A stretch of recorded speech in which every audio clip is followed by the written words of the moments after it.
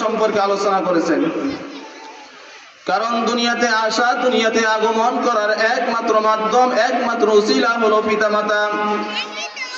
তাই দুনিয়ার মধ্যে যত ভালোবাসা রয়েছে, যত মায়া রয়েছে, যত ইহসান রয়েছে, যত ভালোবাসা রয়েছে, সব থেকে বড় দয়া, বড় মায়া, বড় ইহসান, বড় অনুগ্রহ হলো সন্তানের প্রতি পিতামাতার ভালোবাসা, পিতামাতার দয়া, পিতামাতার মায়া, পিতামাতার অনুগ্রহ।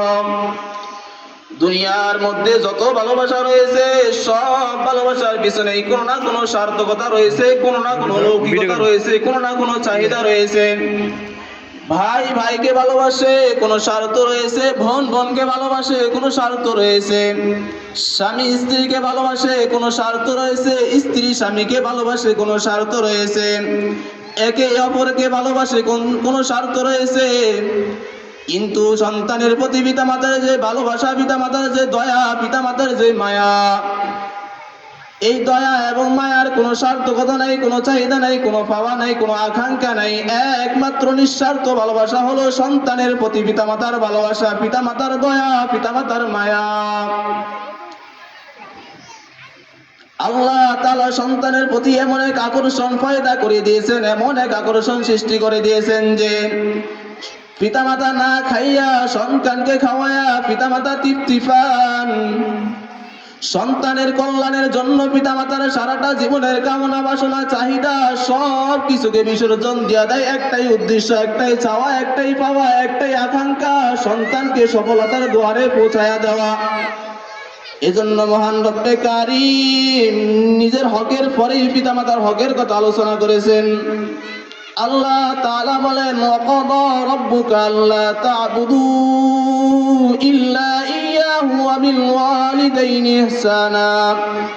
ওয়াকাদা আমি হুকুম করেছি, আমি নির্দেশ দিয়েছি, আমি অর্ডার করেছি, তোমরা একমাত্র আমারই ইবাদত করবা, আমারই হুকুম আদায় করবা। দ্বিতীয় কোনো গায়রুল্লাহর ইবাদত করা যাবে না, দ্বিতীয় কোনো মাবুদের ইবাদত করা যাবে না। ইবাদতের উপযুক্ত একমাত্র আমি আল্লাহ। তারপরে আল্লাহ তাআলা বলেন, ওয়াবিল ওয়ালিদাইনি ইহসানা, পিতামাতার প্রতি ইহসান করবে। পিতামাতাকে ধমক দিবে না, পিতামাতাকে বলবে না, পিতামাতাকে গালিগালাজ করবে না, পিতামাতাকে মারধর করবে না, পিতামাতাকে ঘর থেকে বের করে দিবে না। পিতামাতার সাথে শিষ্টাচার বজায় রেখে কথা বলবে। উক্ত আয়াতে সর্বপ্রথম বান্দার দৃষ্টি আকর্ষণ করা হয়েছে আল্লাহ তাআলার ইবাদতের প্রতি। কারণ এই ইবাদত হলো মানুষ সৃষ্টি করার মূল লক্ষ্য, উদ্দেশ্য। এই ইবাদতের মাধ্যমে মানুষের আদিত্য এবং দাসত্ব প্রকাশ পায়। এটা আল্লাহ তাআলার হক।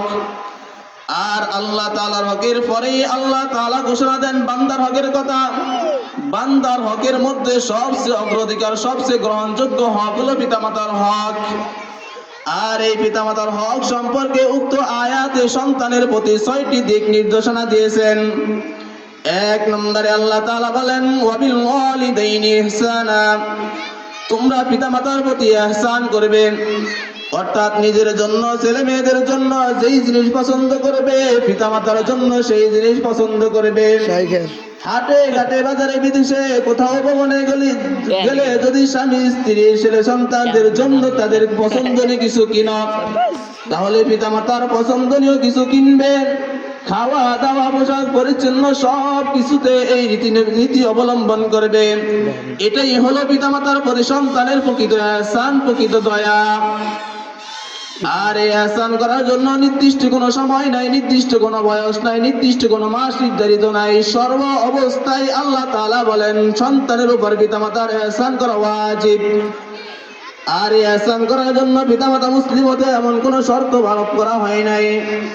ইমাম বুখারী রাহমাতুল্লাহি আলাইহি বলেন, একবার আমি হযরত আসমা রাদিয়াল্লাহু তাআলা আনহা থেকে একটি হাদিস বর্ণনা করেন।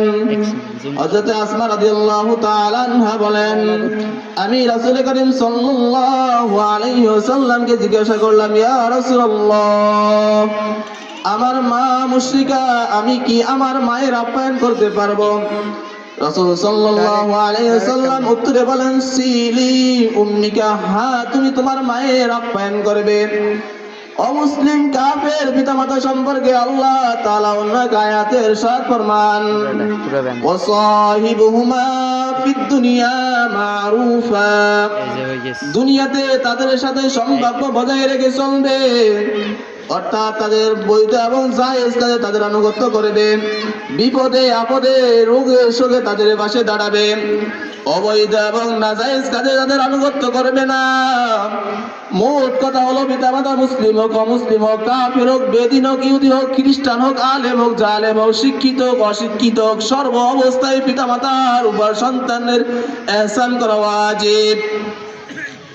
2 নম্বরে আল্লাহ তাআলা বলেন ফালা তাকুল লাহুমা উফফিন ফালা তাকুল লাহুমা উফফিন, অর্থাৎ তাদের কি করবে না, বলবে না। দ্বারা এমন শব্দকে বোঝানো হয়েছে যা দ্বারা বিরক্ত প্রকাশ করা হয়। কারণ পিতামাতা যখন বৃদ্ধ অবস্থায় পৌঁছে বার্ধক্য উপনীত হয়ে যায়, তখন তাদের কথাবার্তা শিশু বাচ্চাদের মতো হয়ে যায়, তাদের কামনা বাসনা চাহিদা বেড়ে যায়, তাদের জ্ঞান বুদ্ধি কমে যায়। তখন তাদের কথা খুব মনোযোগ দিয়ে শুনবে। কখনো কোনো অবস্থাতে কোনো পরিস্থিতিতে বা এমন কোনো শব্দ বলা বা বলার বান করা যাবে না।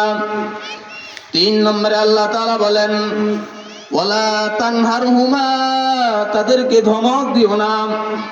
যেখানে আল্লাহ পাক রব্বুল আলামিন বলতে নিষেধ করেছেন, সেখানে ধমকের তো প্রশ্নই আসে না। কিন্তু অনেক হতভাগা এমন আছে যারা শুধু পিতামাতাকে ধমকই নয়, বরং পিতামাতাকে মারধর করে গালিগালাজ করে ঘর থেকে বের করে দেয়। সাবধান সাবধান, যারা পিতামাতার সাথে এমন বেয়াদবিমূলক আচরণ করে তারা যেন স্মরণ রাখে, যখন তারা বৃদ্ধ হবে, পিতামাতা যখন বৃদ্ধ হয়ে যাবে, যখন তারা বার্ধক্যে উপনীত হবে, তখন তাদের সন্তানও তাদের সাথে এইরূপ আচরণ করবে। কারণ যেমন কর্ম তেমন ফল। 4 নম্বরে আল্লাহ তাআলা বলেন 4 নম্বরে আল্লাহ তাআলা বলেন ওয়াকুল লাহুমা কওলান কারীমা, তাদের সাথে শিষ্টাচার বজায় রেখে কথা বলবে, তাদের সাথে নম্রভাবে কথা বলবে, তাদের কথার আওয়াজের তুলনায় নিজের আওয়াজকে নত করবে। 5 নম্বরে আল্লাহ তাআলা বলেন ওয়াকফিজ লাহুমা জানাহায যুল্লি মিনার রাহমাতি, তাদের সামনে নিজের পাখাকে নত করে দিবে, নিজের মাথাকে নত করে দিবে, তাদের সামনে নিজেকে প্রতিপন্ন করে তুলবে। এখানে মিনার রহমাতি দ্বারা এটা বোঝানো হয়েছে যে এই দয়া, এই মায়া, এই ইহসান কোন মানুষকে দেখানোর জন্য নয়, এটা একমাত্র পিতামাতার প্রতি অন্তরের আন্তরিকতা থেকে দেখাতে হবে। যে 6 নম্বরে আল্লাহ তাআলা বলেন ওয়াকুর রাব্বিরহামহুমা কামা রাব্বায়ানি সগীরা, ওয়াকুর রাব্বিরহামহুমা কামা রাব্বায়ানি সগীরা, আয় আল্লাহ তুমি তাদের প্রতি রহম করো যেমন তারা আমার প্রতি লালন পালন করেছে, যেমন তারা আমাকে শৈশবে লালন পালন করেছে। এটা একটা দোয়া, অর্থাৎ পিতামাতা মুসলিম হোক অথবা অমুসলিম হোক, জীবিত অবস্থায় সর্ব অবস্থায় পিতামাতার প্রতি এই দোয়া করা যাবে। কিন্তু যদি পিতামাতা অমুসলিম কাফের বেদিন অবস্থায় মারা যায়, তাহলে এই দোয়া আর মৃত্যুর পরে করা যাবে না, এটা নাজায়েজ। আর পিতা মুসলিম অবস্থায় যদি মৃত্যুবরণ করে, তাহলে মৃত্যুর পরেও এই দোয়া করা যাবে, অর্থাৎ রব্বিরহামহুমা কামা রাব্বায়ানি সগীরা। এই দোয়া যদি মুসলিম অবস্থায় মৃত্যুবরণ করে, তাহলে মৃত্যুর পরেও করা যাবে। আর যদি অমুসলিম অবস্থায় মৃত্যুবরণ করে, তাহলে মৃত্যুর পরে আর এই দোয়া করা যাবে না। পিতামাতার প্রতি এমন ইহসান, রাসূল সাল্লাল্লাহু আলাইহি ওয়াসাল্লাম পিতামাতার প্রতি ইহসান সম্পর্কে বলতে গিয়ে বলেন عن عبد الله قال سألت النبي صلى الله عليه وسلم سألت النبي صلى الله عليه وسلم একদিন রাসূল সাল্লাল্লাহু আলাইহি ওয়াসাল্লামকে জিজ্ঞাসা করলাম আইয়ুল আমালি আহাব্বু ইলাল্লাহ, আল্লাহ তাআলার নিকট সবচেয়ে প্রিয় আমল কোনটি? রাসূল সাল্লাল্লাহু আলাইহি ওয়াসাল্লাম বলেন ক্বালাস সালাতু আলা ওয়াক্তিহা, সময় মতো নামাজ আদায় করা। 2 নম্বরে বলেন কুলতু সুম্মা আইয়ুন, তারপর কোনটি? রাসূল সাল্লাল্লাহু আলাইহি ওয়াসাল্লাম বলেন ক্বালা বিরুল ওয়ালিদাইন, পিতামাতার সাথে সৎ ব্যবহার করা। তারপরে বলেন কুলতু সুম্মা আইয়ুন, তারপর কোনটি? রাসূল সাল্লাল্লাহু আলাইহি ওয়াসাল্লাম বলেন ক্বালা সুম্মাল জিহাদু ফি সাবিলিল্লাহ, আল্লাহর রাস্তায় জিহাদ করা।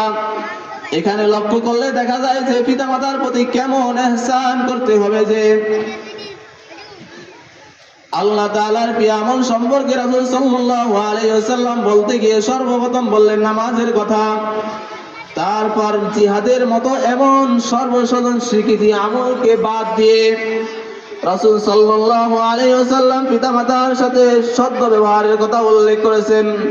এর দ্বারা বোঝা যায় যে জিহাদের থেকেও পিতামাতার সাথে সৎ ব্যবহার করা অধিক উত্তম।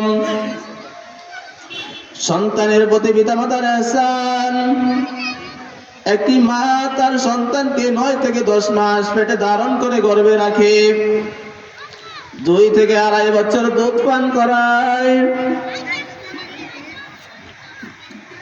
2 থেকে 2.5 বছর দুধ পান করায়। সন্তানের প্রাথমিক পর্যায়ে যত যন্ত্রণা কষ্ট না সব কিছু মাই সহ্য করে। এজন্য রাসূল সাল্লাল্লাহু আলাইহি ওয়াসাল্লাম হাদিস শরীফে মাতার হকের কথা 3 বার উল্লেখ করেছেন আর পিতার হকের কথা 1 বার উল্লেখ করেছেন। কারণ প্রাথমিক পর্যায়ে যত যন্ত্রণা কষ্ট না রয়েছে সব কিছু কিন্তু মাই সহ্য করে। আবার সন্তান যখন ঘুমায় তখন মা সন্তানের পাশে বসে পরে নেয়, হাতে পাখা নিয়ে সন্তান প্রস্রাব করে দিছে কিনা চেক করে। যদি সন্তান ডানে প্রস্রাব করে দেয় মা সন্তানকে বাম পাশে নিয়ে ঘুমায়, যদি সন্তান বাম পাশে প্রস্রাব করে দেয় মা সন্তানকে বুকের উপরে নিয়ে ঘুমায়। সন্তানকে ভিজা জায়গায় শুইতে দেয় না, সন্তানের ঠান্ডা লাগবে বলে মা ভিজা জায়গায় শুইয়া সন্তানকে শুকনো জায়গায় ঘুম পাড়ায়। আবার মাঝে মাঝে সে চেক করে সন্তান পায়খানা করে দিছে কিনা। যদি সন্তান পায়খানা করে দেয় মা নিজ হাত দ্বারা প্রস্রাব পায়খানা পরিষ্কার করে। প্রস্রাব পায়খানা পরিষ্কার করতে মায়ের নাকি কখনো গন্ধ আসে নাই। আবার মা মাঝে মাঝে চেক করে সন্তান খাবার খাইছে কিনা। খাবার খায় না মা পেরেশান, সন্তানের ক্ষুধা লেগেছে মা পেরেশান, সন্তানের পিপাসা লেগেছে মা পেরেশান, সন্তান প্রস্রাব করেছে মা পেরেশান, সন্তান অসুস্থ হয়েছে মা পেরেশান, সন্তান পায়খানা করেছে মা পেরেশান। এই জন্যই আল্লাহ রাসূল সাল্লাল্লাহু আলাইহি ওয়াসাল্লাম মায়ের হকের কথা 3 বার বলেছেন আর পিতার হকের কথা 1 বার বলেছেন। রাসূল সাল্লাল্লাহু আলাইহি ওয়াসাল্লাম বলেন, এক ব্যক্তি রাসূল সাল্লাল্লাহু আলাইহি ওয়াসাল্লামকে জিজ্ঞাসা করল, আমার সৎ ব্যবহারকারী সবচেয়ে গ্রহণযোগ্য সবচেয়ে অগ্রাধিকার কে? রাসূল সাল্লাল্লাহু আলাইহি ওয়াসাল্লাম উত্তরে বলেন, তোমার মা। লোকটি আবার জিজ্ঞাসা করলো, তারপর কে? রাসূল সাল্লাল্লাহু আলাইহি ওয়াসাল্লাম উত্তরে বললেন, তোমার মা। লোকটি আবার জিজ্ঞাসা করলো, তারপর কে? রাসূল সাল্লাল্লাহু আলাইহি ওয়াসাল্লাম উত্তরে বললেন, তোমার মা। রাসূল সাল্লাল্লাহু আলাইহি ওয়াসাল্লাম চতুর্থবার যখন লোকটি জিজ্ঞাসা করলো কে, তারপর কে? রাসূল সাল্লাল্লাহু আলাইহি ওয়াসাল্লাম উত্তরে বললেন, তোমার পিতা। অর্থাৎ প্রাথমিক পর্যায়ে যত কষ্ট রয়েছে সব কিছু কিন্তু মাই সহ্য করে। এই জন্য মায়ের হকের কথা হাদিস শরীফে 3 বার উল্লেখ করা হয়েছে আর পিতার হকের কথা 1 বার উল্লেখ করা হয়েছে। কারণ প্রসব বেদনার যত যন্ত্রণা কষ্ট রয়েছে সব কিছু কিন্তু মাই সহ্য করে। পিতামাতার দোয়া যেমন আল্লাহ তাআলা কবুল করেন, পিতামাতার বদদোয়াও আল্লাহ তাআলা কবুল করেন। কারণ আরশে আজিম আর পিতামাতার মাঝে কোনো পর্দা নাই, সরাসরি আল্লাহ তাআলা তার পিতামাতার দোয়া কবুল করে নেন। রাসূল সাল্লাল্লাহু আলাইহি ওয়াসাল্লাম একবার জান্নাতুল বাকিতে ঘুরতেছিলেন, হঠাৎ দেখলেন এক যুবকের কবরে আযাব। রাসূল সাল্লাল্লাহু আলাইহি ওয়াসাল্লাম আল্লাহ তাআলার থেকে জানতে চাইলেন, আল্লাহ তাআলা জানায়া দেন এই যুবক তার মায়ের সাথে বেয়াদবি করেছে। রাসূল সাল্লাল্লাহু আলাইহি ওয়াসাল্লাম সাহাবাদেরকে খবর দিলেন, হে সাহাবারা গিয়ে দেখো ওর মা বেঁচে আছে কিনা, এই যুবকের মা বেঁচে আছে কিনা গিয়ে দেখো। রাসূল সাল্লাল্লাহু সাহাবা کرام রাদিয়াল্লাহু তাআলা আনহুমা খবর নিয়ে দেখলেন যে ওর মা এখনো জীবিত আছে। রাসূল সাল্লাল্লাহু আলাইহি ওয়াসাল্লাম নির্দেশ দিলেন ওর মাকে বলো যেন ওর সন্তানকে ক্ষমা করে দেয়। সাহাবায়ে কেরাম রাদিয়াল্লাহু তাআলা আনহুমা ওর মাকে বললেন, মা গো কবরের আযাব বড় ভয়ঙ্কর আযাব, কবরের আযাব সহ্য করার মতো আযাব না, আপনার সন্তানের কবরে আযাব হইতেছে, মা গো আপনি আপনার সন্তানকে ক্ষমা করে দেন। লোকটি সাহাবায়ে কেরাম রাদিয়াল্লাহু তাআলা আনহুর মাকে বলল, ওর মা বলে আমার গলায় ফাঁসি আসবে তাও আমি আমার সন্তানকে ক্ষমা করব না। সাহাবায়ে কেরাম রাদিয়াল্লাহু তাআলা আনহু রাসূল সাল্লাল্লাহু আলাইহি ওয়াসাল্লামকে জানান যে ওর মা ওই সন্তানকে ক্ষমা করবে না। রাসূল সাল্লাল্লাহু আলাইহি ওয়াসাল্লাম ওর মাকে খবর দিলেন যে ওর মাকে বলো আমার কাছে আসতে। রাসূল সাল্লাল্লাহু আলাইহি ওয়াসাল্লাম ওর মাকে কাছে আনলেন এবং বললেন, তোমার সন্তানের কবরে আযাব হইতেছে, তুমি তোমার সন্তানকে ক্ষমা করে দাও। যুবকের মা চিৎকার করে বলে, না আমি আমার সন্তানকে ক্ষমা করব না। রাসূল সাল্লাল্লাহু আলাইহি ওয়াসাল্লাম যুবকের মাকে জিজ্ঞাসা করলো, এমন কি অপরাধ করেছে যে তুমি তোমার মাকে ক্ষমা করবে না? এমন কি অপরাধ করেছে যে তুমি তোমার সন্তানকে ক্ষমা করবে না? তুমি তোমার সন্তানকে ক্ষমা করবে না? লোকটির মা যুবকের মা বলে, একদিন আমার সাথে তর্কে জড়াইয়া ঝগড়া লাগাইয়া হাতের সামনে একটা ইট পাইয়া যুবক আমার কপালে মারে। ওই ইটের আঘাত সহ্য করতে না পেরে আমি মা আল্লাহ তাআলার কাছে বলে বলছি, আল্লাহ তুমি আমার সন্তানকে ক্ষমা করিও না। তখন রাসূল সাল্লাল্লাহু আলাইহি ওয়াসাল্লাম সাহাবাদেরকে নির্দেশ দিলেন, হে সাহাবারা লাকড়ি জমা করো, আগুন জ্বালাও। ওই যুবককে আগুনে নিক্ষেপ করো। সাহাবায়ে কেরাম রাদিয়াল্লাহু তাআলা আনহু লাকড়ি জমা করলেন, আগুন জ্বালালেন। যখন যুবককে আগুনের মধ্যে নিক্ষেপ করা হবে তখন যুবকের মা চিৎকার করে ওঠে বলে, হে সাহাবারা তোমরা আমার সন্তানকে আগুনে নিক্ষেপ করবে না, আমি মা শত যন্ত্রণা কষ্ট সহ্য করব, তবু আমি আমার সন্তানের এক বিন্দু পরিমাণ কষ্ট সহ্য করব না। কারণ যে সন্তানকে 10 মাস 10 দিন পেটে ধারণ করে গর্ভে ধারণ করে লালন পালন করে এই পর্যন্ত এনেছি, ওই সন্তানের বিন্দু পরিমাণ কষ্ট আমি মা সহ্য করতে পারবো না। আর পিতামাতারা যারা খেদমত করে সেবা করে যত্ন করেন, হাকিমুল উম্মাত মুজাদ্দিদে মিল্লাত আশরাফ আলী থানভী রাহমাতুল্লাহি আলাইহি বলেন, আল্লাহ পাক রব্বুল আলামিন ওই সন্তানকে 5টা পুরস্কার দান করবেন। হাকিমুল উম্মাত মুজাদ্দিদে মিল্লাত আশরাফ আলী থানভী রাহমাতুল্লাহি আলাইহি বলেন, 1 নম্বর পুরস্কার হলো আল্লাহ তাআলা ওই সন্তানকে দীর্ঘ হায়াত দান করবেন। আল্লাহ তাআলা ওই সন্তানকে দীর্ঘায়ু করবেন, দীর্ঘ হায়াত দান করবেন।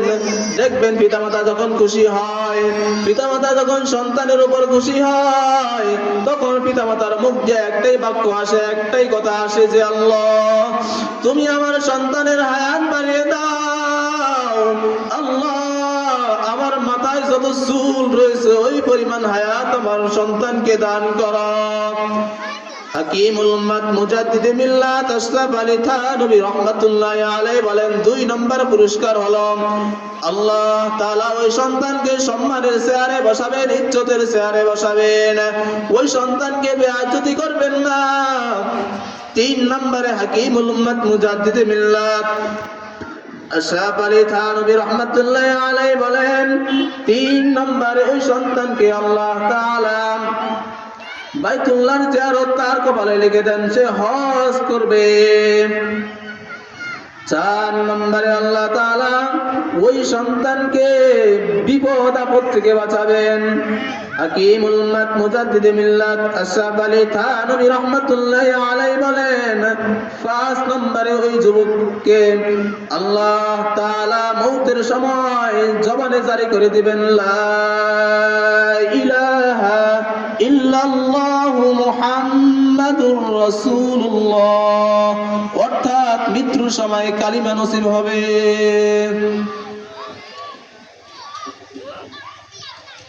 ওমা তৌফিক ইল্লা বিল্লাহ।